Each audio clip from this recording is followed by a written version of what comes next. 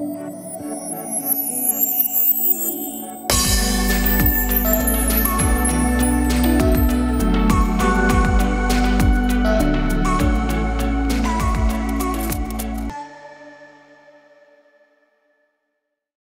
ça a été, j'ai senti, hein, qu'il y avait quelque chose qui n'allait plus, parce que toutes les informations auxquelles j'avais accès, heu, se bloquaient comme, une image qui bloque, tu sais, bah, quand on est coupé. Oui. Ça se bloquait, clac, clac. Et j'ai senti, qu'il y avait une volonté, comme si on n'avait pas peut-être pas le droit d'aller voir là. Ouais, bah oui. Ça va, tu vas bien? Ah oui, oui, ça m'a juste, surprise. Ok. Voilà. Ben, écoute, soit, donc moi ce que je te propose, c'est qu'on y retourne, mais on abandonne un petit peu les sous-sols, etc. Voilà. On peut mettre les deux mains sur nos tempes et leur tirer la langue, ils ne nous verront pas. D'accord. Je te vois Ok. danser, c'est marrant. La Tu me la montres la la la la la la. tu me montres que tu as la patate en plus, c'est marrant. Alors, on va aller, tiens, donc à cette exposition de Paris de 1874 et on va aller examiner un petit peu ce qu'ils avaient mis en place. Alors là, je vois un petit peu comme si c'était des artisans qui viennent exposer leur savoir, tu sais, parce qu'on doit montrer la grandeur des avancées du moment. Donc, j'imagine l'effervescence et je les imagine en train de monter leur stand, etc. Qu'est-ce qu'ils ont mis en avant lors de cette fameuse expo de 1874? Et alors, je te demande de voir les choses concrètement en 3D et pas symboliquement. Je vois de la lumière partout. Mhm. Partout, partout, partout. Je vois des sortes de lampadaires comme on faisait avant, comme il y en existe encore à Paris. Oui. Mais il y en a partout, on y voit presque comme en plein jour. Il y a un luxe de lumière incroyable. Mhm. Et je vois que chaque lumière qui est là et qui éclaire les gens fait partie de cette énergie dont je voyais que la fenêtre s'ouvrait de façon régulière. Mhm. Oui. Donc Ok. en fait, la première démonstration d'une évolution technologique est montrée là par cette exubérance de lumière partout. Et comment réagit le peuple qui n'avait jamais été confronté à cela pour d'où vient cette lumière? C'est-à-dire que avant Paris 1874, Paris était dans le noir, il s'éclairait à la torche. Non, c'est bizarre quand même que les gens regardent ça comme si c'était complètement normal. Il n'y a même pas de... Alors, si je regarde ce que disent ces gens, en fait, ils ne se posent pas de questions sur l'origine de cette nouvelle technologie. Ils constatent juste qu'elle est là et ils attribuent ça aux ingénieurs, voilà. Et donc, il n'y a pas de question. Il y a juste le contentement de pouvoir profiter de cette lumière et la satisfaction égotique que ça se passe là et pas ailleurs. C'est-à-dire en France, à Paris et pas ailleurs. Ah d'accord, donc c'est vraiment... Ok. Et donc en fait, si je fais une petite parenthèse, c'est que je reviens de nos jours. On voit les jeunes qui chipotent avec leur GSM sans vraiment réaliser que le GSM est une technologie quantique. Oui. En fait, c'est un peu la même chose, quoi. Oui, je comprends en fait qu'ils ne se tracassaient pas spécialement plus que ça. Ils n'étaient pas spécialement ébahis. Alors, ils avaient peut-être les yeux qui brillaient de par la beauté, mais pas spécialement de par le fait d'être interloqués d'où ça vient. Voilà, et pas du tout de question. Voilà. Ils s'enorgueillaient juste d'avoir des ingénieurs qui aient eu cette intelligence typiquement française de créer quelque chose de ce genre. Oui, ouais, ok, je vois. Alors, ok, et d'autres choses que tu peux observer de flagrant à part la lumière? Si on parle de choses motorisées, de choses qu'est-ce que tu peux observer, de machines, je sais pas. Ouais, il y a pas mal de démonstrations je vois une dame sur une trottinette. Je vois une dame sur une trottinette. Elle met une trottinette pas comme on fait maintenant, et pourtant elle se déplace. Elle a sa propre énergie, cette trottinette-là. Je vois des voitures qui utilisent cette énergie-là pour se déplacer. Donc, il n'y a pas de carburant. Il y a autre chose dedans que je n'arrive pas à voir. C'est voilé. Je n'ai pas accès à l'information de la façon dont cette énergie est utilisée. Et par exemple, s'il y a un moteur, je n'accède pas à la vision du moteur et des pièces qu'il y a dedans. Oui, ok, mais c'est pas grave, on non. va pas retourner dans ce qu'on n'a pas accès, parce que j'ai pas envie qu'on se fasse embêter. Oui. On a bien compris que c'est Oui. cette énergie, cette technologie de l'énergie qui est utilisée. En tout Ok. cas, je vois plein de machines qui sont proposées là pour alléger le quotidien des femmes et des hommes. Parce que cette énergie est infinie finalement, entièrement gratuite et du coup leur imagination marche à 1000 à l'heure, voire à 10 000 à l'heure. Je vois aussi comment ça s'appelle? Décidément. Des canalisations, des gens qui canalisent, comme s'il y avait des gens qui étaient penchés au-dessus d'eux et qui leur envoient des informations pour créer des machines. C'est ça. Voilà, il y a Cela. une explosion de création technologique. Voilà, à la base, cette énergie gratuite, illimitée, etc., etc. Oui. Oui. D'accord. Donc, si on revient avant l'expo, pardon. Est-ce que l'électricité de courant alternatif, pardon, est déjà déployée dans les rues? Comment s'éclairer les rues avant cette expo? J'ai pas l'impression que c'était électrique C'était parce à que gaz? oui, je pense que c'était ça. Je vois un monsieur avec une grande tige qui va aller. Qui va allumer, oui, c'est ça, d'accord, je vois très bien.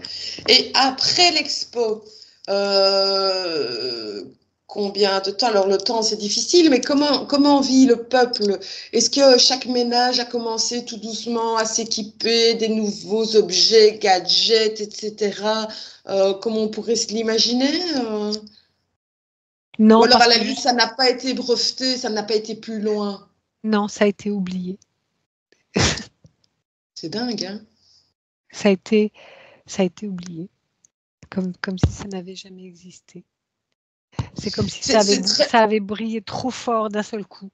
Et C'est c'était pas ça. possible que ça brille autant. Et ça allait brûler. Donc, brûler les gens. Je sais pas pourquoi ça me dit brûler tout le temps. C'est comme si, tu sais, quand tu touches une flamme, voilà, Oui, oui, oui. t'es pas prêt. Donc, ça a Donc été. ça paraît hallucinant cet oubli et en même temps ça se comprend tellement. Si on revient de nos jours et qu'on regarde par exemple tous les 4 ans le salon de l'auto, on voit des prototypes et on se dit waouh la belle voiture, tu t'imagines les portes vont s'ouvrir comme ça, là ça sera génial, à la limite elle va voler. Et puis tout compte fait en fait ce prototype ne sort jamais, personne ne s'en inquiète. C'est ça. Là, c'était une démonstration éblouissante qui a été oubliée. Comme si on avait effacé la mémoire des gens. C'est. Ok, Ouais. Enfin, c'est pas effacé, là, c'est mis du brouillard dans une partie de la tête, là où les souvenirs étaient. Voilà. Ouais. ok. Effacé. Ouais. Ok, C'est donc bizarre. ok. Et alors, on va un petit peu se déconnecter de l'expo Paris 1874. On va revenir sur quel est, au moment de l'expo, avant, après, le type d'architecture que tu peux observer dans les rues. Oui, donc le Louvre est déjà là, les bâtiments sont déjà un peu de type, je sais pas moi, victorien. Alors, je vois des bouleversements dans Paris avec des bâtiments aux lignes, avec d'autres pierres que celles qu'on utilisait à Paris. Alors, je suis nulle en histoire, mais vraiment nulle, Moi, mais moi, je- j'entends Haussmann quand même, et je me demande si Les grandes avenues parisiennes suivent un sous-sol déjà existant, caché, hein, mais c'est comme si les grandes avenues haussmanniennes suivaient cette sorte de géographie souterraine. D'accord. Ok, super. Donc, on reste bien dans nos bulles, Patricia. On reste bien au perché, dans nos vibrations. Cette architecture, je suppose, n'était pas visible qu'à Paris. Est-ce que tu peux rapidement scanner les grandes villes, on va dire Moscou, Rome, New York. New York, ok, d'accord. Oui, il y a eu Ça toute semble une... se rejoindre, quoi. Oui, c'est vrai. On peut dire que c'est vrai. C'est comme si je regarde dans les plus grandes villes de l'époque à qui on a laissé entrevoir cette énergie. Et là où il y a des sous-sols de stockage quelque part d'une intelligence qui n'est pas une intelligence humaine, tu as effectivement des grandes avenues et qui suivent une géographie interne, une géographie, enfin j'appelle ça géographie, des structures enterrées, des structures souterraines. Ouais, ok. Est-ce que ces structures, si tu prends de la hauteur, cette géométrie, est-ce qu'elle a une particularité dans sa forme géométrique, dans la position des rues, des bâtiments? Si on, si on prend de la hauteur, est-ce que ça dessine une forme géométrique particulière? C'est un quadrillage. Chaque ville a son quadrillage, et ça se rejoint. Alors, ça me fait penser à la fleur de vie, mais ce n'est pas une fleur de vie, ce n'est pas la même vibration. C'est une étoile? Oui, ça ressemble davantage à ça. Ok. Mais c'est pas une étoile telle que nous la dessinons. Oui, oui. C'est parfois même des doubles étoiles imbriquées. Oui, ça me paraît plus juste. D'accord. Oui. Ok. Est-ce que la forme particulière avait un rapport avec l'utilisation de l'énergie? Est-ce qu'il y avait un rapport de force entre les deux? Je ne sais pas, une résonance entre la raison de s'installer sous cette forme géométrique et l'utilisation de l'énergie? Je suis embêtée là. Ne sois pas embêté. Parce qu'en fait, il y avait une grosse porte devant moi et Oui. la porte s'est refermée. Enfin, je n'ai pas accès à l'information. D'accord. On reprend de la hauteur, on monte nos vibrations. Et je prends ce refus pour un oui de toute façon à ma question. Donc, je n'ai pas besoin d'eux pour avoir la confirmation que la forme géométrie est bien favorise, entre guillemets. Tu veux que je te dise quelque chose? Je me suis retrouvée au-dessus du Vatican. Ok. Ok, mais c'est pas là où on va aller aujourd'hui, donc ok. Je sais pas ce que je sais pas ce que je fais là. Je me suis retrouvée au-dessus du Vatican, éjectée au-dessus du Vatican. Voilà. C'est que je ne connais pas, hein. Je n'y suis jamais allée. Au-dessus du Vatican, porte fermée. Voilà. Donc c'est un des endroits où il y a des structures internes, ça c'est évident. Ok, d'accord. Donc je pense que tu étais dans le Vatican et que tu viens de te faire jeter du Vatican, c'est ça? C'est fort possible. En D'accord. tout cas, ce système de double étoile là, Oui, existe là aussi. Mais ok. ça les contrarie qu'on ait vu ça. Ok, mais c'est pas grave, qui se rassure, on s'en va. Donc, c'est pas grave. Attends, donc je reprends mon été. Donc, oui, ok. Donc, la position, la géographie et la géométrie étaient très importantes. D'accord. Et donc, euh, au final, qui a construit toute cette architecture magnifique, un peu de type haussmanien? Est-ce que c'est ce peuple tartare et si oui, est-ce que c'est avec cette technologie? Parce qu'alors ça vient un petit peu contredire le fait que cette technologie est venue comme un boom à l'expo de 1874 et puis elle s'est éteinte après. Mais alors comment est-ce qu'on relie les deux infos? Non, non. En tout cas, en ce qui concerne Haussmann, c'est de la canalisation pure. Pardon. C'est de la canalisation pure. C'est quelqu'un qui a établi des plans d'architecte, etc., sans savoir qu'il canalisait ces bâtiments-là. Et leur remplacement et la volonté d'éclaircir et de nettoyer, etc. C'est vrai que le but était magnifique à terme, mais c'était de la haute manipulation. Mais partout, partout. Est-ce que, par contre, une chose que je veux dire là, Oui. que j'ai comprise, c'est que tous ces sous-sols, et c'est pour ça que j'ai été éjectée de partout, tous ces sous-sols sont en forme de double étoile et tous ont une partie des machines qui est là sert à générer une onde expulsive, une onde qui t'empêche d'y aller. Voilà. Ah d'accord, ok. Voilà. C'est un système d'alarme, quoi. C'est système c'est ça, d'inviolabilité. Oui. Et c'est pour ça que je ne comprenais pas pourquoi, en étant invisible, j'étais quand même expulsée.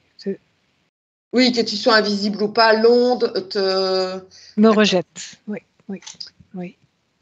Ok.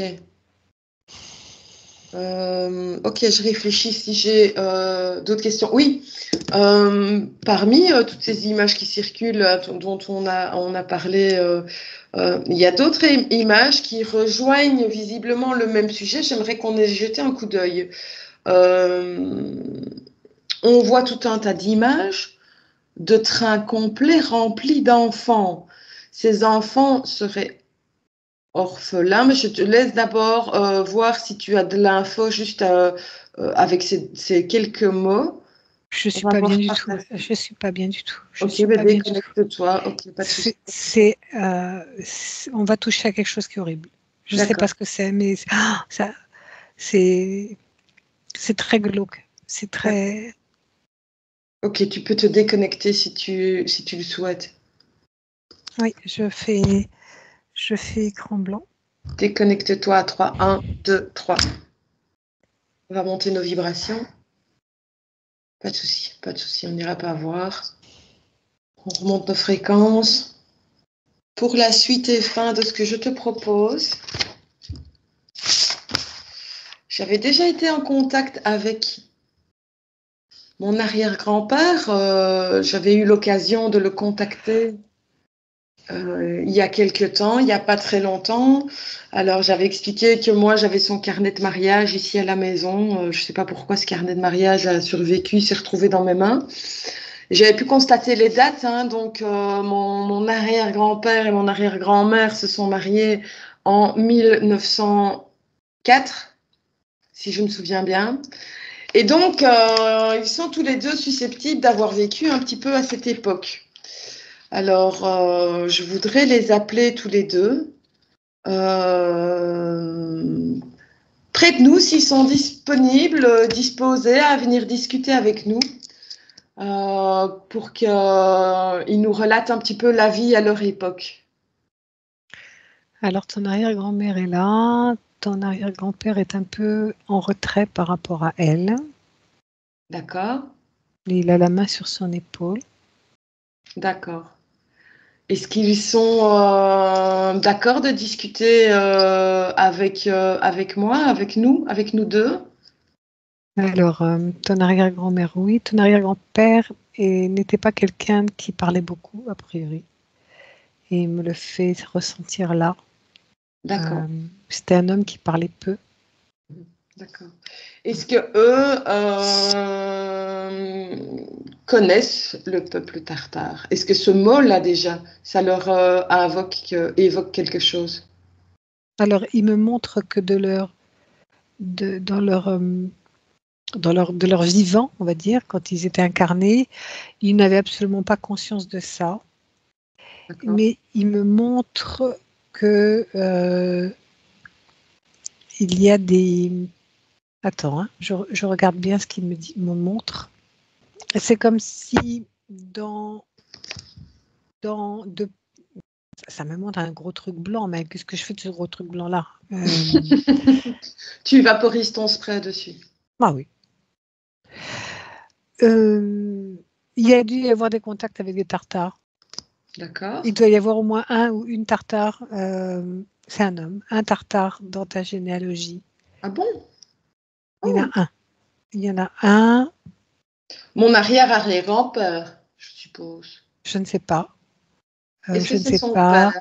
En tout cas, il y a une portance d'un gène contenant une information. Attends un peu. Alors toi, tu as une partie d'information. Tu as une partie d'information dans ta famille. Certains ont hérité d'une autre partie d'information. D'accord. Alors, est-ce que cette personne peut se présenter? Ce sera beaucoup plus simple. Il est là.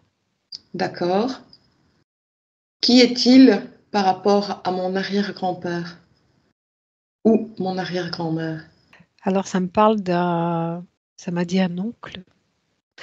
En fait, cet oncle est porteur lui-même de cette information dont il a hérité de. C'est un héritage biologique.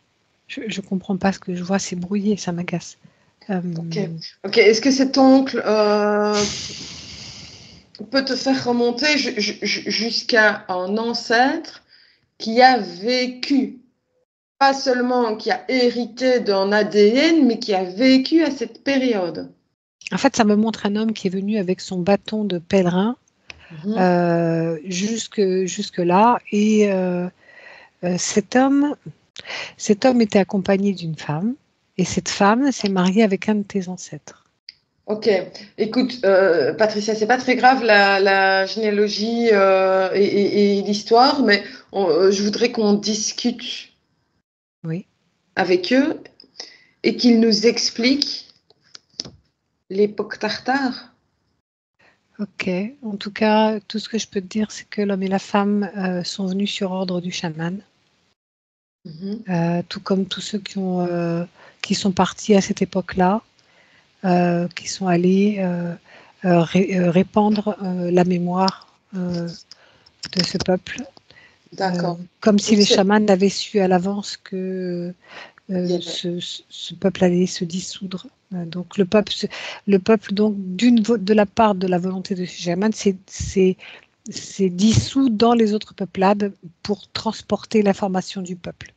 D'accord, donc c'est cet homme pèlerin et cette femme qui, elle, fait partie de mes ancêtres, ont bel et bien vécu à cette époque tartare, mais in extremis avant le reset, ils ont été envoyés par le chaman euh, pour venir. Ok, d'accord. Et qu'est-ce qu'ils ont à nous apprendre? Tout d'abord, bah, bonjour à eux.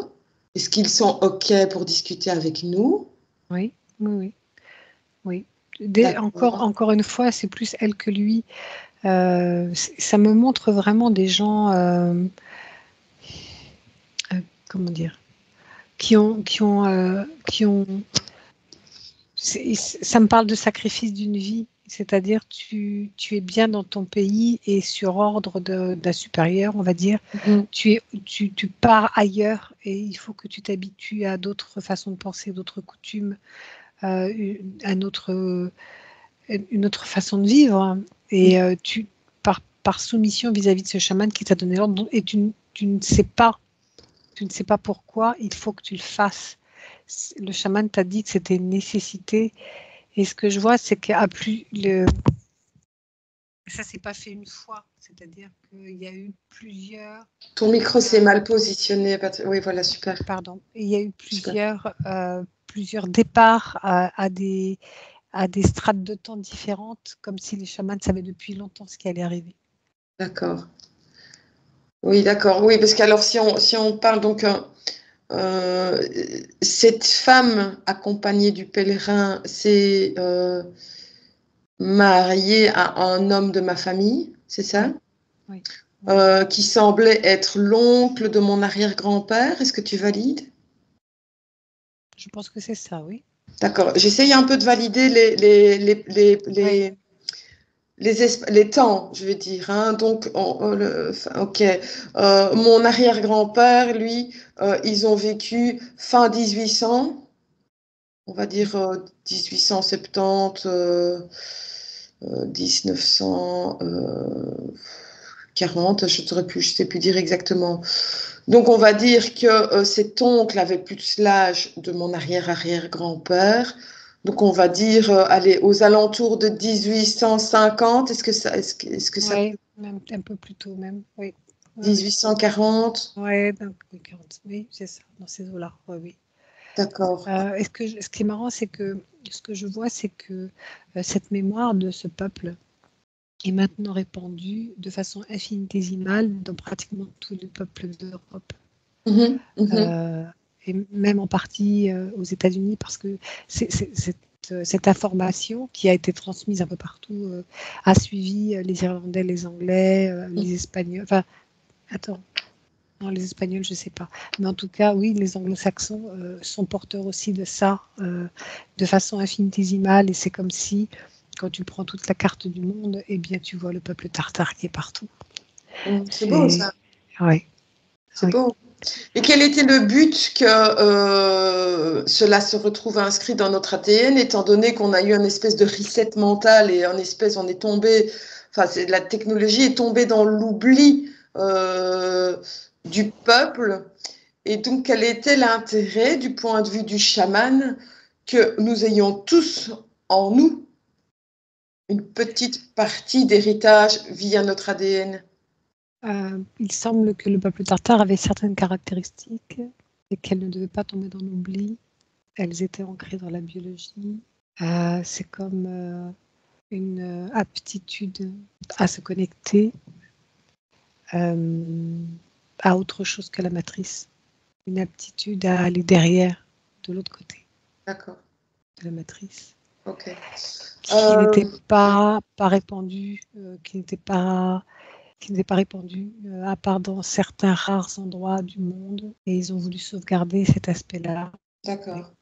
Et donc, si on pose la question à mon arrière-grand-oncle et mon arrière-grand-tante, comment était leur vie au point de vue technologique avant cet exode que le chaman leur a fait vivre? C'est bizarre ce que je vois. C'est comme s'ils avaient vraiment, ils avaient cette technologie qui était là, mais ils ne s'en sont pas servis parce que les chamans ont fait barrage. Ils ne s'en sont pas servis. Hein. Les chamans ont fait systématiquement barrage. Quoi? Je vois. Parce qu'on était déjà sur la fin. Il faudrait qu'on remonte un peu plus loin encore, non? Qu'en était-il des parents de mon arrière-grand-oncle et de mon Oui. arrière-grand-tante?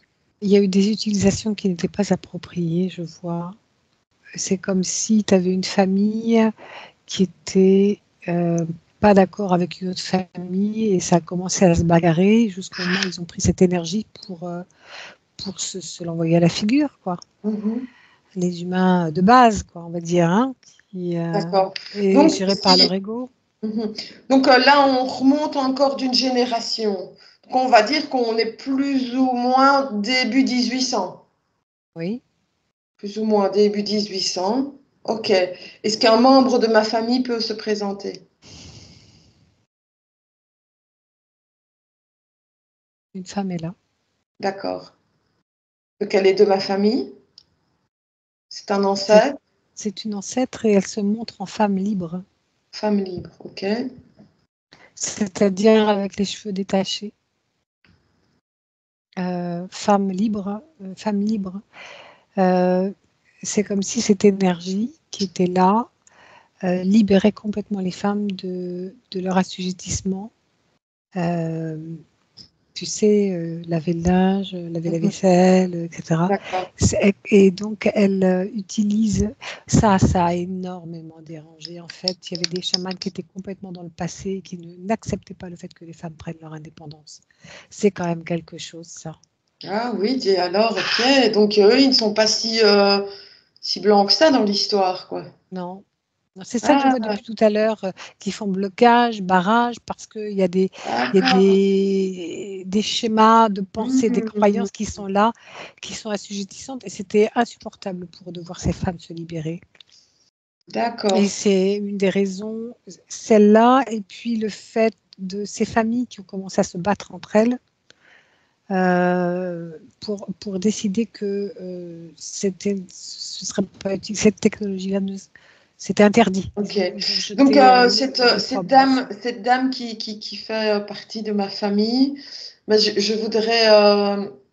voudrais qu'on se présente d'abord, qu'elle prenne conscience que je suis euh, une ancêtre, non, Descendante. une descendante, pardon, directe.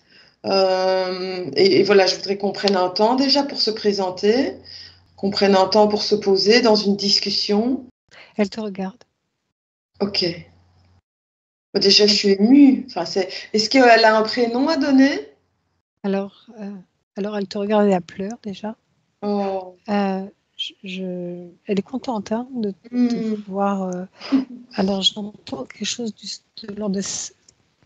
Alors, je suis pas douée pour ça, moi, mais j'entends quelque chose de l'ordre de Salmia ou Samia, quelque chose comme ça. Et elle est brune et elle a fait une chose qui était absolument, qui lui a, qui lui a nui énormément, c'est qu'elle s'est coupé les cheveux. Ah oui, ok. Ah, c'est une information intéressante parce qu'on dit souvent que dans les cheveux, il y a énormément d'énergie. Elle s'est coupé les cheveux là, Mhm, alors qu'ils étaient longs et toutes les femmes gardaient leurs cheveux longs. mhm, Et elle les a. C'est marrant parce que quand je la vois, je te vois aussi. Il y a une part rebelle en elle, mhm. mais elle, ça l'a vraiment tuée, quoi. Ils l'ont massacrée, cette femme. Elle était libre bien trop tôt dans l'histoire des femmes. D'accord. Et donc, on va remonter dans sa vie à l'âge d'or, on va dire, hein, quand tout allait bien, quand tout était beau. On va rester dans ces années-là pour voir un petit peu euh, comment a été son quotidien et quelle technologie aidait son quotidien. Comment était son habitation. Alors c'est bizarre, je vois une vieille habitation avec une technologie supramoderne. Tu vois ce que je veux dire? Oui. C'est comme si d'un seul coup c'était apparu, pouf, ça a été installé. Tu sais, un peu comme la mère Denis, je ne sais pas si tu as connu, qui faisait des pubs à la télévision. Et c'était une fermière de Bretagne. Et à l'époque, pour la payer, il lui avait donné lave-linge, lave-vaisselle, etc. Le seul problème, c'est, non pas la vaisselle, ça n'existait pas, mais voilà, lave-linge, etc. Mais elle n'avait pas d'électricité. Voilà. Donc, ça servait en tout cas de. D'accord. Et alors, elle a grandi dans cette technologie. Non, elle n'a pas Euh, grandi. Ça a été vraiment une fenêtre très, très courte quand elle était jeune femme. Ça n'a pas duré longtemps. Vraiment d'accord. pas Donc, longtemps. ses parents à elle n'ont pas connu ça. Non. D'accord. Donc, Ils n'y ont- ça existait, mais eux n'y ont pas eu accès. Et ça a été d'accès tellement bref qu'elle seule en a profité et elle a voulu du coup créer sa propre vie à elle sans se marier, sans voilà, grâce à ces technologies qui lui permettaient une elle ne forme s'est pas mariée, mais elle a quand même eu d'indépendance. des enfants. Elle a été mariée après. D'accord, ok. Elle a été assujettie après. D'accord, ok. Oui, d'accord. Et alors, donc, on est bien donc, sur une ancêtre de début 1800. Hein. Oui. Elle confirme. Alors elle me fait, je suis pas si vieille que ça, donc c'est peut-être un petit peu plus tard, mais c'est dans ces eaux-là. C'est dans ces. Plus ou moins, quoi, elle dit. Ouais, oui, oui. Ok. Et donc, c'est vraiment, ce sont les chamans qui ont mis fin à ça, quoi. Oui. Donc, ce qu'on a vu tout à En tout l'heure, cas, ça m'en a montré un. En tout cas, ça m'en a montré un, puisque là, on est dans l'histoire dans ta fille, oui, c'est dans ta ça, on est famille. toujours. Donc, ça m'en a montré un qui est, je pense qu'il avait un impact important, qui a décidé que ça provoquait un changement de société beaucoup trop important et beaucoup trop grave par Mhm. rapport au statut de l'homme vis-à-vis et au statut de la femme.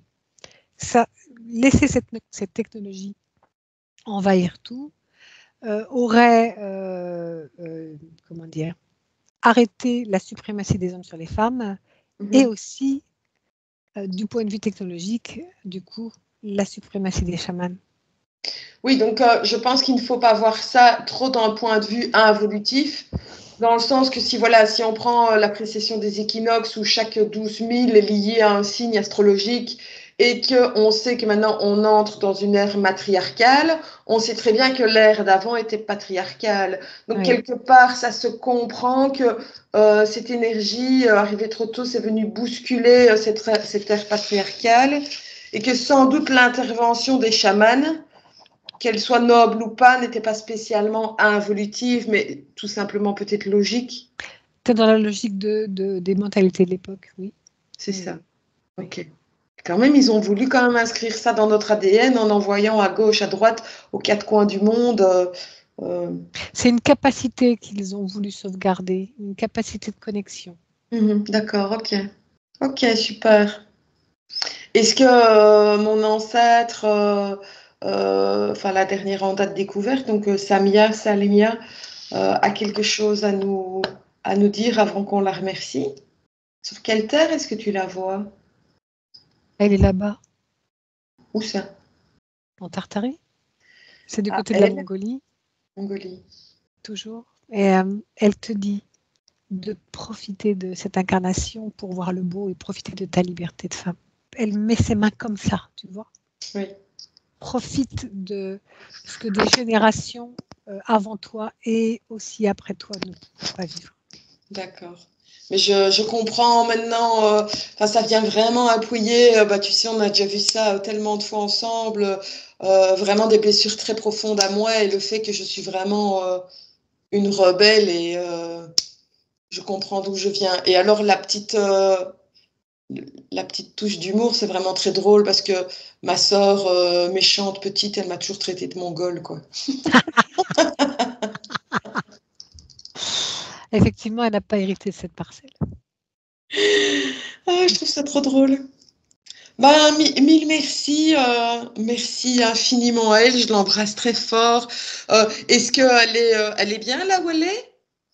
Elle n'est pas restée bloquée en deux plans, Non, elle est descendue juste pour... c'est une mémoire, hein. D'accord, oui.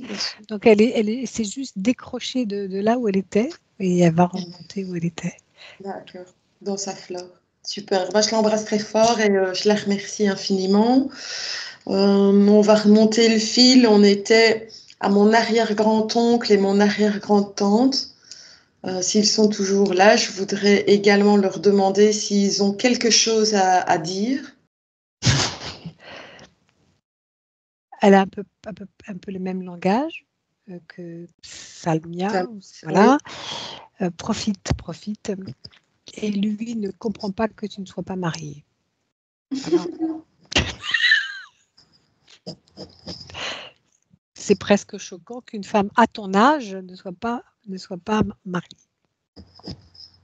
Avec des enfants, et elle est en train de découvrir ton lieu de vie et il ne le comprend pas. Donc, ils n'ont pas de message. Lui, il te dit de marie-toi. Enfin, c'est un peu comme ça.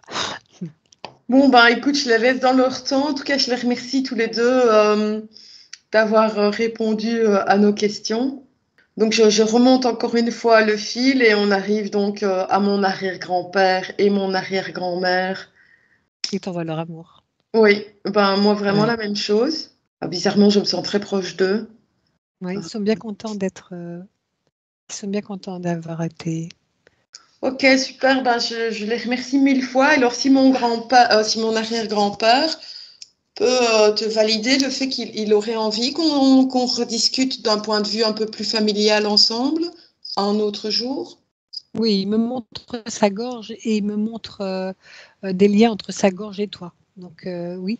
D'accord, ok. Dis-lui que je pense fort à lui et que je vais garder ça dans ma tête et je vais programmer ça de toute façon pour eux.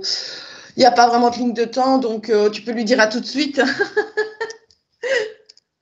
Ok, Je les embrasse fort.